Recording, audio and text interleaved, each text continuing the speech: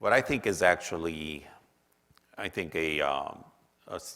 launching pad for a new way of making high-dose melphalan better.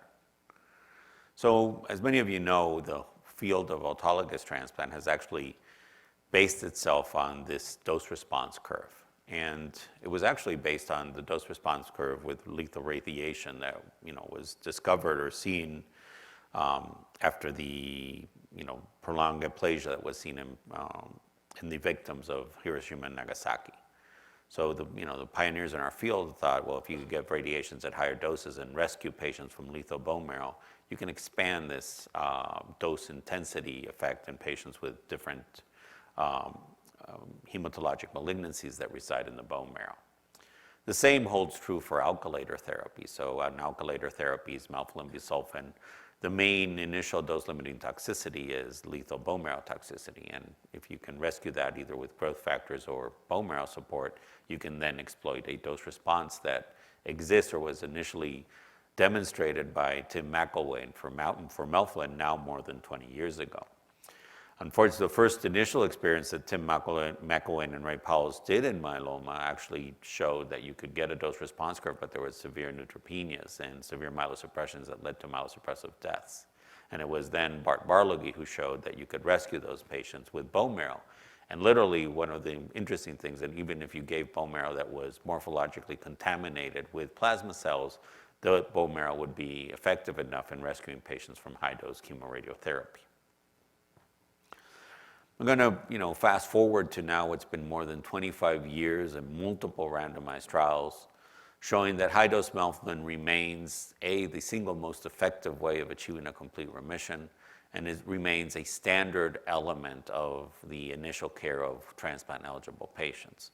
This was the latest randomized trial looking at an early versus late transplant, and as you can see, there's a significant benefit in progression-free survival for all patients. That actually not only was it significantly was meaningful, it was very clinically meaningful, with the median progression-free survival not having been reached in patients who got high-dose melphalan consolidation versus 44 months for patients who were receiving continuous chemotherapy.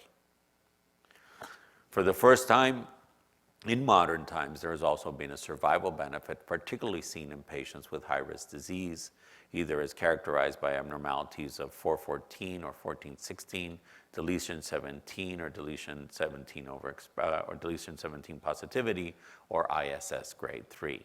So this is not only a progression-free survival benefit, but in people with high-risk disease, the use of high-dose melphalan with autologous transplant support resulted in a significant survival benefit that you can see there. So as we think about will high-dose melphalan be replaced with all these new drugs, and the conversation that happens every 1 or 2 ASHs, I think as of now we could consider that high-dose melphalan remains an important element for long-term disease control in myeloma patients. So, as questions as to how can we go beyond high-dose melphalan, I remind everybody that high-dose melphalan has been compared to melphalan and total body radiation in a randomized trial, and melphalan 200 remained more effective than total and less toxic than total body radiation. The French have recently concluded a randomized trial of melphalan in combination with bortezomib that did not result in improvements in overall survival or progression-free survival. So improving the conditioning regimen has been a challenge, and melphalan 200 milligram per meter squared remained the standard of care. So one of the ways that we've been thinking about trying to improve high-dose melphalan is actually the same way we do busulfan-targeted therapy, in that we've shown that busulfan-targeted therapy does improve outcomes, because when you just give a flat dose of busulfan, about 30% of your patients are probably going to get too high a dose, 30% of your patients are going to get too low a dose, and only 30% of your patients will actually be in the sweet spot. Those who get too low of dose will probably relapse. Those who get too high a dose will get higher toxicities. Traditional melphalan has been difficult to do PK-directed therapy because it's very unstable and hydrolyzes very quickly. So it is a challenge to be able to do PKs, because you have to have literally a runner who's running with the samples to the mass spec so that the samples gets done in real time. Propylene glycol melphalan, which is known commercially as Ivomela, is actually much more stable. And now it allows us to do PK-directed dosing without having to have the Chasqui runnings back and forth from the bedside to the PK lab. So Gunjan Shah from our institution just did a initial pilot study seeing could we actually do PKs at real time and can we do PK-directed therapy. This is just to show you that there seems to be a sweet spot, that there is a population distributions of melphalan pharmacokinetics among 22 patients that we tested, and that patients who get an AUC of above 12.35, and the benefit comes to the Australians, the group of Dr. Nath, who were the first to show that there probably was a sweet spot for melphalan and that the melphalan PKs had a population distribution. And the patients who got a higher dose of melphalan had higher mucositis, but they also had a better disease control. Again, suggesting that there is a sweet spot for melphalan that we need to target. I'll advance with you that we actually tried to do dose targeting with a small test dose of melphalan at 10 milligram per meter squared, but we were unable to get good enough PK curves. We're now doing a pilot trial where melphalan is divided in two 100 milligram per meter squared, and the first dose is done to give the PK that will then give us a formula that will allow us to dose adjust the second dose of melphalan to try to get as many people around the 13 micrograms that we think is the optimal dose is where we're targeting patients at this time. We don't know if it's the optimal, that's just the one we want to target. Amifostin in a non-randomized trial, this was a comparison between the Case Western case series in which everybody who gets melphalan 200 gets amifostin versus the MD Anderson series where patients do not get amifostin generally, they only get cryotherapy with ice. Seeing if the addition of amifostin could reduce gastrointestinal toxicity and make high-dose melphalan easier. Again, as a retrospective analysis, it did show that there may be a benefit for amifostin in reducing all GI toxicities, particularly diarrhea, vomiting, mucositis, and nausea. It is unlikely that they will see this as a randomized trial. Amifostin is not an easy drug to give. You have to give it frequently. But again, it just shows that there are strategies that will allow us to improve not only the safety, the tolerability, and maybe the efficacy of melphalan. And finally, again presented at ASH last year, was a randomized trial performed at MD Anderson by our colleague Muzafer Kasselbash comparing busulfan melphalan to melphalan, and again showing a significant benefit for the more intense regimen of busulfan melphalan versus melphalan alone. Until recently, retrospective analysis comparing busulfan melphalan versus melphalan had failed to show a benefit for the busulfan melphalan combination, partly because busulfan was not being dose adjusted.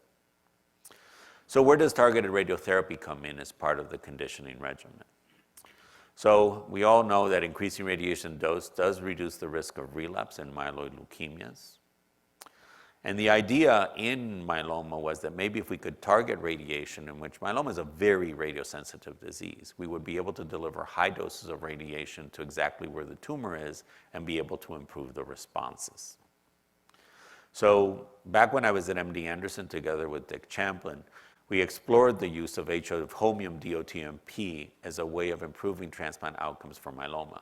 DOTMP is a chelating agent. When put together with the holmium radioisotope, actually becomes a bone-seeking radioisotope, as you can see there, and allows us to deliver very high doses of radiation straight to the bone marrow through that targeting to rapidly turning over bone.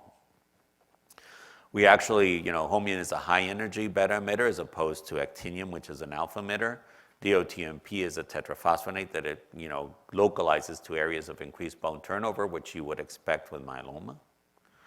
So, we had initially started this as a phase 1 at low doses, and we had a very good response rate, so 46% CRs among evaluable patients responsive to induction therapy, and 23% CRs evaluable patients with primary refractory patients. These were the highest rates of CR we had ever seen. Unfortunately, as we got to the higher doses, we started seeing thrombotic microangiopathy, which is essentially undistinguishable from radiation nephritis, which is what probably it was. And this was probably because our expectation was that as holmium DOTMP gets circulated through the kidneys, it was radiation, the kidney microvascular.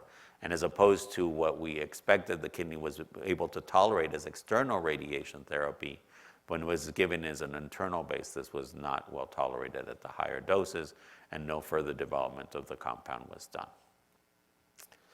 So where other have we explored radioimmunotherapy? Tocilizumab, again, is a radioimmunoconjugate against CD20. Again, here it was not successful, randomized trial in patients with non-Hodgkin's lymphoma comparing Rituxan beam versus Tocilizumab beam did not show a benefit. And we're uncertain why was that the case. And partly is because non-Hodgkin's lymphoma probably does not necessarily, resides in different places where the antibody might not get to adequately. So what about Actimab and so as the group of Actinium came to us and were discussed, well, is there a role for this compound in multiple myeloma?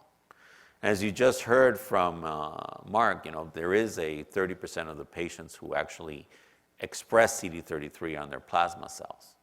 So we think that this is a way of selectively delivering radiotherapy, and there's all the advantages that you just heard of. Actinium is a potent alpha emitter. We have experience using it in myeloid leukemias.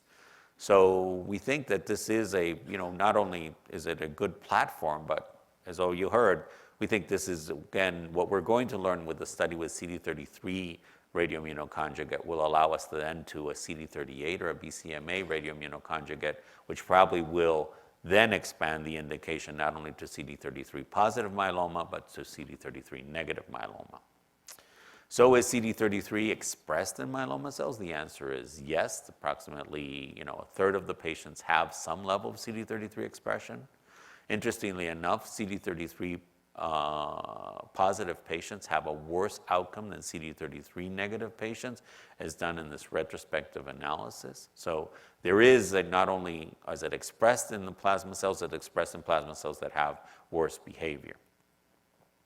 So, our idea here is that in patients who have failed primary therapy, second transplants are a valid indication. They have shown to improve outcomes, particularly in a randomized trial from Gordon Cook from the UK. So the idea is to treat patients who have failed primary therapy with a dose of Actimab CD33 radioimmunoconjugate with the hope of getting a deep remission and long-term disease control. So we do think this is, again, is a proof of concept. I remind the group of patients that are treating are a group of patients who have failed first and second line treatment. Their expected progression-free survival is usually 12 to 18 months. So anything that we can get in that range would be considered positive for further development. Should we be looking at, what level of expression is positive or negative? I was just speaking to Mark. As we're putting the trial through, we're thinking any level of expression will be considered as positive. The antibody has a very high affinity to the CD33 antigen, and again, all you need is one particle. So at this time, we're going to be agnostic to the level of expression, and any type of expression on a plasma cell will be considered positive and will allow patients to go on study. And this is just the COMPASS data on the percent of CD33 expressing cells on 865 patients whom sample was available for, of which 25 expressed some form of CD33. So this is the study design. We're going to explore 4 cohorts of patients, increasing the activity from 0.25 microcuries per kilogram to 1.5 microcuries per kilogram. Initially, at the initial dose, we are not expecting myelosuppression, but if we get that, then patients will be getting filgrastim until the ANC count's greater than 1,000. At least for the first, when we get to the higher cohort of patients, we are expecting to have that these will be patients who will have stem cells in the freezer in case we get, very prolonged myelosuppression, that we can rescue these patients. Spironolactone is given just, remind me what, we'll go over why spironolactone is given afterwards for a year. And you explained this to me, but I forgot now. I'm having my aspirin moment. The idea, again, is if that patients tolerate the first cycle well and they've responded, you're allowed to give a second cycle. So remember, this is not a transplant study. These doses are not expected to be myeloablative. They're expected to be myelosuppressive at the higher dose. Because patients have been extensively pretreated, once we get to the higher dose, we may have to put a safety caveat that patients have to have stem cells in the freezer. Most myeloma patients have enough cells for 2 transplants. So we think that this is really a unique opportunity. Multiple myeloma is highly radiosensitive, but up to now, we have not been able to exploit that radiosensitivity. External beam radiation with total body radiation has been associated with significant toxicities and not shown to be beneficial. Targeted radioimmunotherapy using holmium DOTMP, although showing efficacy, was not well tolerated because of renal toxicity. We think that there are unique characteristics of Actimab-M that can be used in combinations not only as a single agent, but in combination with other cytotoxic agents. The idea is eventually combine it with high-dose melphalan prior to an autologous transplant. The mechanisms of actions are different, and as opposed to homeodotMP, we think the safety profile will actually also be different, and there's now extensive experience with more than 100 patients treated showing that at least there is no nephrotoxicity signal that has been seen today. So in summary, relapse is the most important cause of treatment failure after transplant. Risk factors for relapse have been well characterized, but no definitive strategy has been developed that will reduce the risk of recurrence without increasing other complications. We think that, that radioimmunoconjugates such as Actimab-M can both as single agents be useful for patients with multiply relapsed disease, and more importantly, in combination with other agents, can be used as an effective platform for conditioning regimens after transplant, that it will allow for deeper responses and better disease control in the context of a high-dose melphalan backbone. And as I've said many times, I think our traditional triple P transplant, where we're pushing the drugs, we're pouring the cells, and we're praying that it all works out, has to be abandoned, and that we need to move the field forward by looking at these agents that have novel mechanism of actions and that can be combined safely with our current backbone. Thank you very much.